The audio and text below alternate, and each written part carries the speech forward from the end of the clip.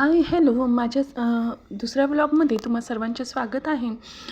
तर आज मी ना उपवास आहे. उपवासासाठी मी यांना लवकर जायचं होतं, त्यामुळे सकाळी सकाळी लवकर साबुदाण्याची खिचडी करायला घेतली. साबुदाण्याच्या खिचडीमध्ये ना मला बटाटा फार आवडतो, तर म्हणून मी बटाटा भरपूर जास्त घालून खिचडी केल्यानंतर ना मी लगेचच ना देवाची पूजा करायला घेतली. का तर मग गरम गरम असं म्हणजे खिचडीचा नैवेद्य वगैरे दाखवता येतं देवाला. सगळी ही फुलं जी आहे निर्मल्यात टाकून द्यावीत म्हटलं. सगळी फुलं काढली छान सगळी. नंतर नवीन फुलं ही मी देवाला अर्पण केली. त्याच्यानंतरनं मग मी ज्या सेवा आहेत आपल्या त्या केल्या. शार्दूल झोपला होता तोपर्यंत देवाची पूजा ही व्यवस्थित होते.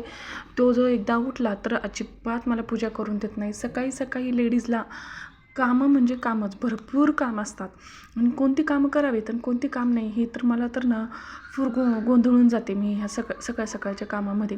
असं वाटतं तो झोपला आहे तोपर्यंत हे करून घ्यावं ते करून घ्यावं, पण देवाच्या पूजेला ना तो अजिबात मला शांततेत करू देत नाही. त्याच्यामुळे मी सर्वात पहिले मी देवाची पूजा केलेली आहे छानपैकी. मला ना खूप आवडतं.